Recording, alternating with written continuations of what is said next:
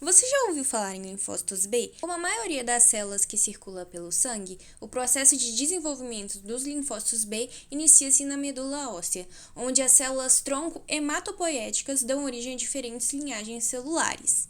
Entre elas estão os progenitores linfóides comuns, responsáveis pela formação dos linfócitos T, B e das células natural killers. Especificamente no caso dos linfócitos B, todo o processo inicial de desenvolvimento e maturação ocorre na medula óssea. Após essa etapa, as células migram para órgãos linfóides secundários, linfonodo e baço, onde completam seu amadurecimento e passam a desempenhar suas funções imunológicas. Quando estão maduras, as células B apresentam características específicas que permitem sua identificação.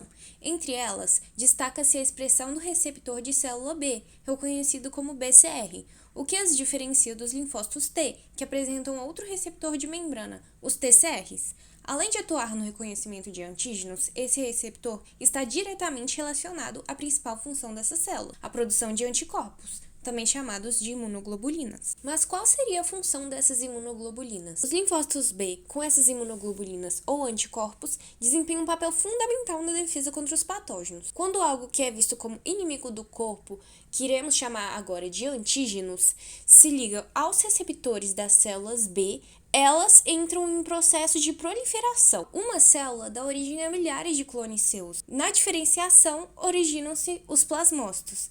Essa é a forma ativada dessas células, que liberam muitos anticorpos para combater o antígeno. Junto com essa proliferação e diferenciação em plasmócitos, também ocorre a produção de células B de memória. Elas têm um papel muito importante. Se o antígeno reaparecer, a resposta será mais rápida e eficiente no futuro. As moléculas de anticorpo liberadas pelos plasmócitos podem ser divididas em 5 classes distintas por terem exatamente diferenças estruturais. Essas classes são IgM, IgA, IgD, IgG e IgE.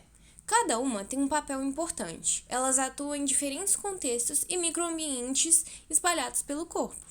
Mas por que os anticorpos reconhecem coisas diferentes? Todas as moléculas de anticorpo compartilham as mesmas características estruturais básicas, mas apresentam extraordinária variabilidade nas regiões que se ligam ao antígeno. Essa variabilidade específica se explica pela capacidade de diferentes anticorpos se ligarem a um enorme número de antígenos estruturalmente diversos. Como podemos ver no exemplo, 2 antígenos são apresentados ao mesmo anticorpo IgG-A, mas somente o antígeno 1 interage com esse anticorpo, o outro fica disperso no meio. Já com o anticorpo IgG-B ocorre o contrário. Quando apresentados os mesmos antígenos, ele interage apenas com o antígeno 2. Isso demonstra que a região de interação do anticorpo possui alta variabilidade, ou seja, anticorpos da mesma classe podem interagir com antígenos de estruturas diferentes. Outra estratégia para a produção de anticorpos se dá na vacinação. Nela, seu corpo é estimulado a produzir imunoglobulinas. Idealmente, isso acontece antes mesmo de você entrar em contato com o micro-organismo específico para aquela vacina. Ao injetar o antígeno, espera-se que as células B sejam ativadas, se proliferem e produzem as células B de memória.